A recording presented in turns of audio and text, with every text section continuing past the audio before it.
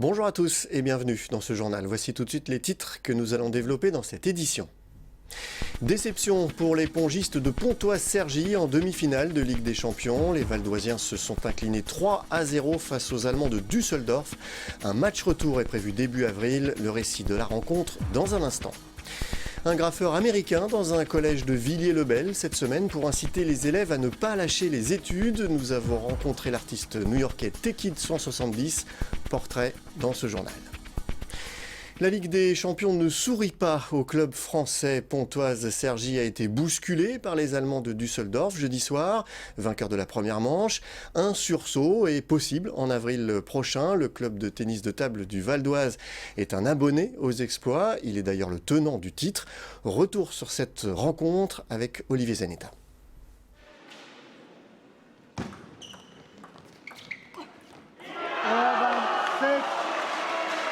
Le score est sévère.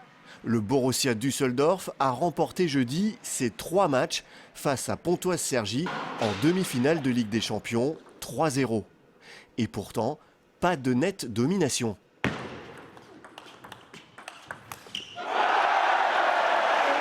Tristan Flor, face à l'ex numéro 1 mondial Timo Boll, n'a pas à rougir, il a enchaîné les beaux points.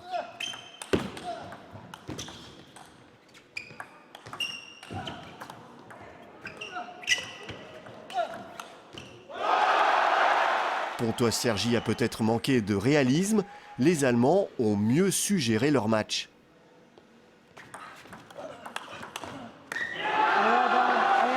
De quoi donner des regrets à Christian Adam, le coach de Pontoise-Cergy. C'est sûr que le 3-0, bon, c'est vrai que c'est difficile, hein, c'est un score impitoyable. Hein.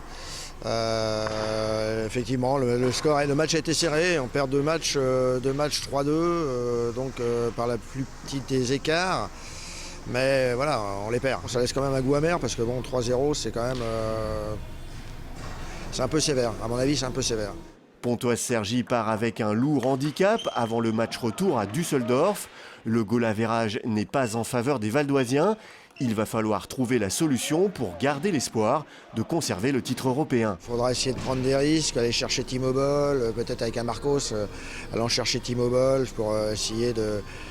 Après, voilà, ou alors on refait confiance en disant que bon, on n'était pas si loin et garder Marcos pour un match un peu plus facile sur un deuxième match. Et après, tout se joue sur le troisième. On fera le bilan un peu, puis on avisera quelle tactique. Bon, c'est vrai qu'on n'a pas beaucoup de...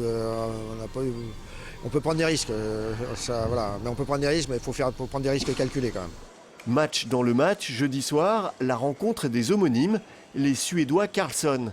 Avantage à Christian, l'ancien pontoisien, aujourd'hui à Düsseldorf. Un match qui appelle là aussi une revanche pour Mathias Karlsson de Pontoise-Cergy. En politique maintenant, un accord national entre les Républicains et l'UDI en cours de finalisation pourrait remettre en cause l'investiture de Luc Streiano dans la 6e circonscription du Val d'Oise. C'est Gilles Mentré de l'UDI, ancien collaborateur de Jean-Louis Borloo et de François Baroin, qui pourrait remplacer Luc Streiano, qui avait pourtant été désigné par les Républicains. Le patron des Républicains du Val d'Oise, Axel Poniatowski, soutient, lui, la candidature du maire de Soisy sous Montmorency. Lundi s'ouvrira pour la 5e année consécutive la semaine de la persévérance scolaire. Plusieurs actions vont se dérouler, mais ce mardi, les élèves du collège Léon Blum de Villiers-le-Bel ont reçu la visite de Tekid 170, l'une des figures emblématiques du graffiti américain. L'enfant terrible devenu graffeur de renommée internationale est venu encourager les élèves à ne pas lâcher l'école. Le reportage d'Angélique Boilet. Il achève son œuvre sous l'œil admirateur de ses élèves du collège Léon Blum. Un tag à l'effigie de l'établissement qui compte quelques 500 élèves.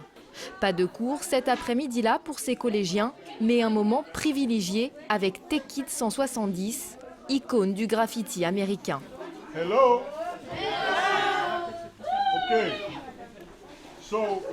Je vous disais que si vous avez des questions pendant que je peins, n'hésitez pas à me les poser. Ce que je voudrais que vous fassiez, ce n'est pas de reproduire exactement ce que je suis en train de faire, mais de vous en inspirer pour faire votre propre dessin. Vous devez dessiner quelque chose parce que vous voulez dessiner. Le graffeur, âgé de 55 ans, était déjà venu au collège en novembre dernier sur l'invitation d'une des enseignantes. Le voici donc de retour. C'est bien. J'aime bien ce qu'ils font. Cette visite intervient quelques jours avant l'ouverture de la semaine de la persévérance scolaire, dispositif de lutte contre le décrochage scolaire. Et Julius Cavero, de son vrai nom, a justement eu une jeunesse difficile. Né dans le Bronx, il quitte l'école à 12 ans avant d'intégrer un gang et de sombrer dans l'alcool et la drogue. Il se fera même tirer dessus à 3 reprises. Alors aujourd'hui, l'artiste américain, qui a réussi à s'en sortir grâce à la peinture, est venu à travers son histoire délivrer un message. Quand je veux quelque chose, je dois me donner tous les moyens pour l'obtenir. Je dois aller le chercher, persévérer. Il faut apprendre pour ensuite pouvoir exprimer son potentiel, quel qu'il soit. Et vous devez vous servir de l'éducation que vous recevez pour avoir un meilleur futur. Il faut travailler dur pour ensuite apprécier la vie. C'est ce que j'essaye de leur dire. Et le discours du graffeur semble avoir trouvé un écho auprès de ses collégiens. Qu'il a arrêté l'école et qu'il a pu recommencer comme ça, c'est motivant un peu quand même. Avec cet exemple, tout le monde peut savoir qu'on peut se rattraper même si on fait beaucoup d'erreurs et des grosses erreurs. Je ne connais pas et il raconte sa vie et son parcours pour nous réveiller. T-Kid 170 intervient régulièrement dans les écoles américaines. Des sensibilisations que le graffeur aimerait multiplier dans les établissements scolaires ici en France. Enfin, pour terminer, c'est ce week-end que débute le tournoi international de tennis féminin de Gonesse du 11 au 19 mars. Pour l'occasion, 80 joueuses issues de différents pays s'affronteront sur terre battue. C'est une des premières étapes en vue des qualifications pour Roland-Garros. L'occasion également pour de jeunes joueuses valdoisiennes de faire leurs premières armes sur le circuit. Plus d'infos sur ce tournoi donc sur notre site internet vonews.fr. Voilà, ce journal est terminé. Je vous en rappelle le principal titre. Déception pour les pongistes de Pontoise-Cergy en demi-finale de Ligue des Champions. Les Valdoisiens se sont inclinés 3-0 face aux Allemands de Düsseldorf. Un match retour est prévu début avril.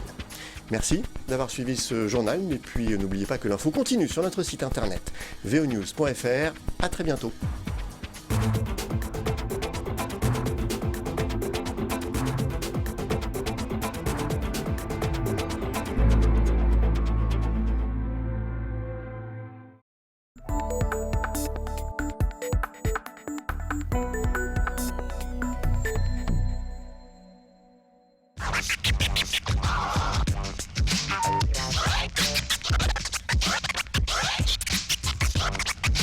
Main sur le vinyle, DJ Stretch scratch avec dextérité et le DJ Sergissois a su creuser son sillon dans le monde du hip-hop. Il faut dire que sa passion ne date pas d'hier. À 32 ans, le DJ a déjà presque 20 ans de pratique derrière lui et une collection de disques qu'il ne compte plus. C'est un de mes premiers disques. Je me rappelle, j'avais été à la Fnac avec ma mère. Elle m'avait dit bon, bah, prends un truc si tu veux et tout. Et ça venait de sortir. Et Cut Killer, vu que c'est la référence DJ hip-hop à l'époque, moi j'étais fan, jusqu'à maintenant d'ailleurs, à l'époque j'étais fan de ouf. Donc je l'ai pris. Et ma mère a dit t'es sûr, je vais prendre un vinyle et tout. Qu'est-ce que tu vas faire avec ça, c'est démodé maintenant. Et tout. Non, c'est bon. Et c'est un de mes premiers disques. Donc je l'ai fumé. À l'instar de son modèle Cut Killer, DJ Stretch ne fait pas que passer des disques dans les clubs, il compose aussi. Chez lui, il élabore beats et mélodies qui serviront d'instrumental pour des rappeurs, parmi lesquels on compte quelques pointures. J'ai travaillé avec Youssoupha pendant à peu près 5-6 ans, voilà, du début de son développement jusqu'à l'aboutissement de signature en maison de disques, etc. Ses premiers albums qui sont bien reconnus. Je travaille aussi avec Ali, du label 45 Scientifique, un des premiers labels indépendants à avoir vendu plus de 100 000 exemplaires en indépendant pour l'album de Lunatic à l'époque. Lunatic, l'ancien groupe de Booba. Je travaille aussi avec un artiste qui s'appelle Rossé. Voilà quoi, pas mal de personnages importants dans le hip-hop français, donc c'est cool.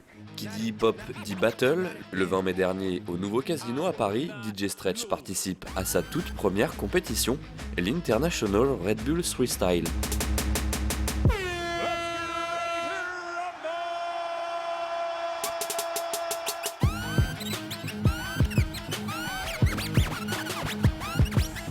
Ce set endiablé lui vaudra le titre de champion de France Red Bull 2016.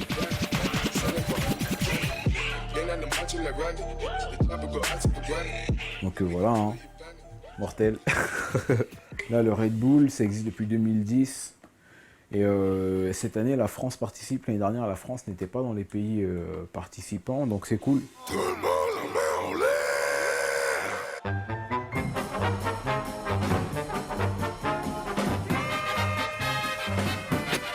Je me voyais déjà en haut de l'affiche.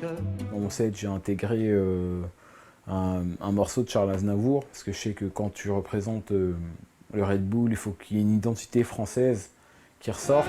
Je me voyais déjà adulé et riche, signant mes photos aux admirateurs qui se bousculaient. Ce qu'il raconte dans le texte, je l'ai retourné à l'ego trip en fait. Donc c'est ce que je pense, c'est quelque chose d'original qui a peut-être plu au jury en fait.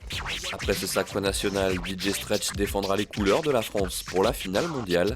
Il espère bien finir dans le top 3.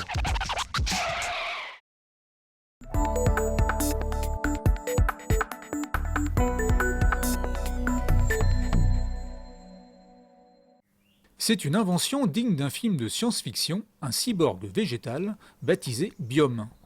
Développé par la start-up Still Human basée à Neuville, il s'agit d'une plante connectée. Son socle au design épuré est bardé de capteurs et permet à la plante de communiquer ses besoins via une application mobile ou directement via sa diode. Ce qui se passe, c'est qu'il y a des capteurs qui vont savoir chaque besoin de la plante et pouvoir nous les traduire via un code couleur lumineux qui va changer de couleur en fonction du besoin. Le bleu pour l'humidité, rouge pour la température, vert pour la richesse de la terre et jaune pour la lumière. Même un enfant pourra comprendre quel est le besoin de la plante juste en fonction de la couleur qui va changer sur le pot. Parfait pour ceux qui n'ont pas la main verte. Mais comme si cela ne suffisait pas, Still Human tente d'aller plus loin dans le concept avec une version 2.0, Gaia. Plus évolué et doté de roues, ce robot végétal est parfaitement autonome. Ces deux grandes roues vont permettre au pot d'aller par exemple vers la lumière, d'aller vers la fenêtre. Si jamais il pleut dehors, comme il est lié à la météo, il va pouvoir savoir qu'il pleut, il va nous demander d'ouvrir la fenêtre et le robot va pouvoir aller dehors pour prendre la pluie et pouvoir alimenter la plante via les ressources naturelles. C'est vraiment un dispositif qui va permettre de rendre les plantes vivantes, elles sont déjà vivantes, mais les rendre vraiment au stade d'individus à part entière. On va pouvoir leur donner un nom, pouvoir interagir avec et aller au-delà de la simple plante meuble, de la plante qu'on oublie dans son coin et qu'on ne va pas forcément arroser ou toutes ces choses-là. Dans un premier temps, Gaia sera réservé aux entreprises et institutions en attendant une version grand public. Biome, quant à lui, sera disponible pour une 50aine d'euros dans les jardineries et certaines grandes enseignes au printemps 2017.